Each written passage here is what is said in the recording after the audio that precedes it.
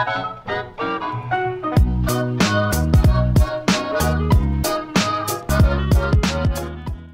YouTube, my name is Nero. Today we have some more Call of Duty Modern Warfare Remastered, and this video is going to focus on skill-based matchmaking within Call of Duty World War II, because I feel as though it's going to be a hot-button issue for a lot of people, considering Sledgehammer's last game, Advanced Warfare, has kind of gone down in history as like the super skill-based matchmaking, super sweaty Call of Duty game, right? That's what everyone seems to think about when they think of Advanced Warfare, after, of course, thinking about exosuits. Now, I feel as though that criticism of the game is kind of misplaced to an extent. I feel as though part of the reason why Advanced Warfare was so sweaty was because for the first time in the Call of Duty series, we had advanced movement, and for the first time, the game was much more random and much more chaotic than any game we had seen before that. If you go back to Modern Warfare 2, you always had an idea of where the other team was going to be. If you could hear them, especially, you always knew where they were going to be. But in Advanced Warfare, people were double jumping really high. There were like 3 or 4 different ways into every building, not counting just simply jumping into the building.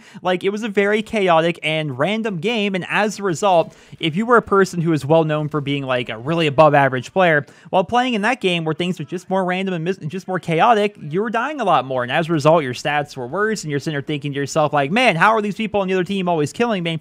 I'm not sure it was necessarily always a matter of skill-based matchmaking. Now, I do personally feel as though skill-based matchmaking was a feature in Call of Duty Advanced Warfare. I know it's been said that it wasn't actually a feature. I know Drifter did some testing and stuff like that and couldn't find any conclusive evidence, but I do still feel as though, to an extent, skill-based matchmaking was a thing back in Advanced Warfare, and I feel as though it will be a thing in Call of Duty World War II as well, because it kind of just needs to be. And if you think about it, skill-based matchmaking has been in every Call of Duty going back to at least when I started playing with Call of Duty 4. I remember back in COD 4, if somebody made a new account, let's say on Xbox 360, we always made that person the host, because if that person searched for a match, for some reason, we would more often than not be put into a lobby with super low prestiges if that person was a super low prestige. Whereas, you know, me being 10th prestige in COD 4, if I were the host, if I were the one searching for the matches, oftentimes we would be put into lobbies with higher prestiges or better players in general, and that may have just been pure placebo, it may have been purely anecdotal evidence, but it always kind of felt that way, and in every single Call of Duty game,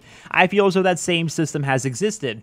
To my knowledge, this is just my layman understanding of the matchmaking system, Call of Duty has always prioritized connection. That's why, more often than not, I'm not playing with people from the EU or anything like that, unless I'm playing an older Call of Duty game, whereas they don't have as many people to choose from. But in a modern Call of Duty game, especially one that is like really popular that year, oftentimes I'm being put against other Americans, more often than not Americans from my side of the country, and the connection is typically very good.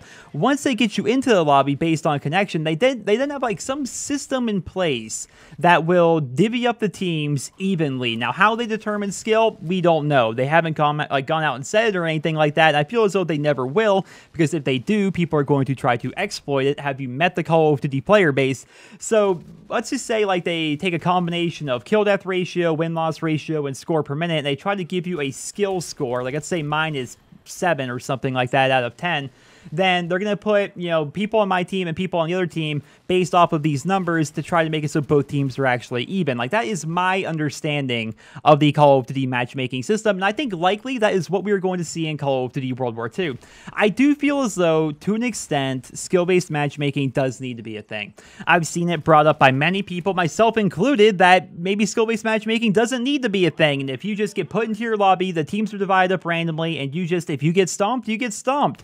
You know, learn to be a better player. That's how it was back in my day, back in COD 4, but maybe it wasn't that way back in COD 4. I can't remember. It was 10 years ago. Maybe I was just losing to people of an equal skill level, and I just wasn't very good at the game until I did get good at the game, then at which point I started, you know, actually doing well. I don't know.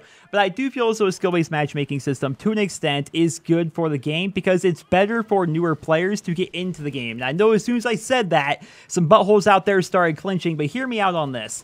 For a lot of us, Call of Duty has always been our game.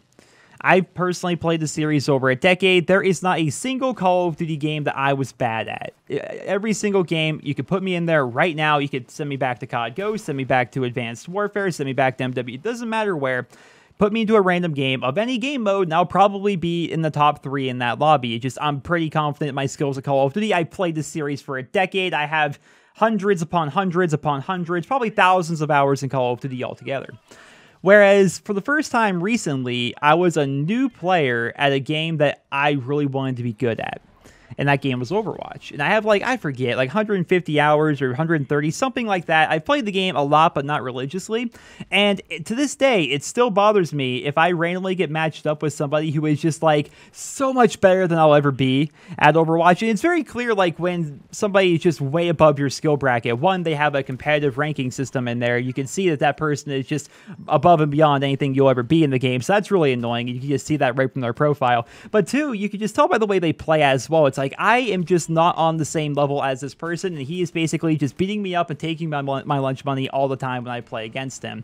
I hate when that happens. It's really frustrating. And so I can see why, from a developer's perspective, that they would want to try to limit that experience as much as humanly possible. It makes sense. I mean, making it so people try to play other people of an equal skill level so they're not just being up on kids all the time. But at the same time, it is important to remember that it is fun to be up on kids on occasion and to have to try your hardest every single game just to do average. It's not exactly fun either. It's a very difficult situation. It's a very difficult problem to solve because there really is no great answer for it besides have your lobbies be based off of pure connection, which is that's what they do in the first place, is lobbies are based off of pure connection, but don't do the second step. Don't do the second step where they try to divide the teams up evenly.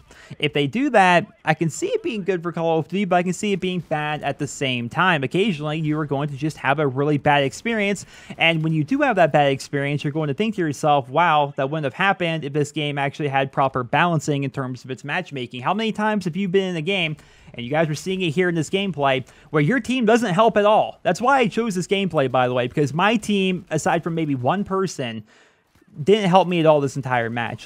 How many times do you see me run towards B? How many times, if you look at the minimap, is my team nowhere to be, nowhere near the flags whatsoever? They are as far back as they can possibly be, and I'm just the only guy for my team trying to get a win. No one else in this lobby cares about winning. It sounds super arrogant to say, but I do feel so to an extent, I am the model Call of Duty player, right? I have, in Modern Warfare Remastered, using that as an example, I have a 210 KD, I win 82% of my matches, I try really hard for the objective, I don't use the overpowered guns. When's the last time you saw me use the M16? I got a gold when the game first came out, back when I thought I was going for Exclusion Zone, and then since I got a gold, I dropped the weapon entirely, haven't used it at all, because I feel as though it's overpowered. I don't run frag ×3, I don't run stun ×3, I just, every class, Bandolier, stopping power, steady aim, Bandolier, Juggernaut, steady aim. That's all I use. I just try to play the objective, try to win. And so players like me that get matched up in lobbies like this or with teams like this, it is super frustrating. I can tell you guys I had no fun in this match whatsoever. And part of it is due to just the players in the lobby, but it's also due to how the teams were actually divvied up to an extent. There is some error, I suppose, on the part of Raven Software / Activision when they put together these teams, because there's something about this lobby where nobody in here besides me cares about the objective, or at least on my team, and that's super frustrating to me. I would much rather be matched up with people that actually care about the objective, at least to an extent. So I suppose there is some place for skill-based matchmaking within the Call of Duty series. It's just a very, very touchy subject for a lot of people. Now, I will say, I want World War II to have a full-fledged, awesome competitive mode. I feel as though that is the cure-all for most of this. If it has a great competitive mode, then who cares about quick match? As long as the competitive mode is actually good, that's where the real rankings and stuff like that are going to happen. That's where the real competitive matches are actually going to happen. Like I said, I've been playing a lot of Overwatch, and I like the ranking system in that game. It ranks you based off your skill. There are many different ranking tiers, and you actually get rewarded for playing in competitive. Last I knew, I think you get more XP, but I'm not sure if that's true anymore. But also, just by playing, you get these competitive points, and once you get a certain amount of competitive points, which it takes a ton of, you get gold weapons for your guns or for your heroes in that game, which is really cool. So if they could do a reward system like that, that encourages even your average player to try out competitive in Call of Duty World War II, and so they can be matched up with other people of an equal skill rating and just actually play the game competitively, I think that would be awesome. I think that's really good for the game in general, assuming, of course, they don't go too hardcore with it. My biggest complaint, and people always ask me, Nero, why don't you get into Call of Duty competitive? The reason why is competitive COD is not COD to me in a lot of ways. If you look at your standard public match of Call of Duty versus your standard competitive match, the rules are always changed, things are banned. one of the things I like about Overwatch is that the competitive mode is pretty much identical to the quick match mode. Like, if you're an average quick match player that's never even stepped foot in a competitive environment, you can watch a competitive match and have it look just like the same game you play, whereas it's not necessarily true in Call of Duty, so we're going to have to see how that works out within Call of Duty World War II. But those are my thoughts on skill-based matchmaking. It's a never-ending debate. There's no clear right or wrong answer, and if I were Sledgehammer Games, I would not even address the possibility of skill-based matchmaking being in World War II, because there's no way to please everybody. If they say it's 100% connection-based, you just get thrown into a lobby based on your connection, then the teams are divvied up randomly, and then you go at it. If they say that publicly, then people are like, wow, way to punish new players, way to punish, people that want to play the objective, way to just not have a balanced game. And if they do say, well, it does divvy you up based on your skill at least a little bit, then people are like, oh my gosh, skill-based matchmaking, I hate skill-based matchmaking. Remember in old CODs we didn't have this, and even though we technically probably have had that the entire time, it's a giant cluster of an argument. And I remember, if you type in NerosCinema skill-based matchmaking, I remember having this discussion like 8 times back in Advanced Warfare because everyone kept asking me about it all the time. And like I said, there's just really no clear-cut answer, no cure-all for this, but I would still love to hear your guys' thoughts on it down there in the comment section below. Well, I hope you guys all enjoyed this video. More of a discussion than anything, but still, hopefully you guys all enjoyed it. Thank you all so much for watching, and I hope you guys all have a wonderful day.